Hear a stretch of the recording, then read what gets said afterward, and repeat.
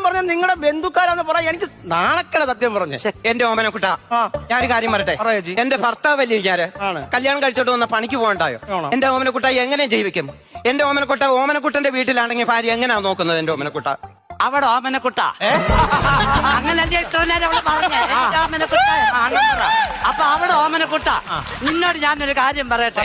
എനിക്ക് പണിക്ക് പോകാൻ പറ്റത്തില്ല. അത് എന്തോ ഗുരുവനാണ്? ഞങ്ങൾ പണിക്ക് പോയിക്കൂടെ?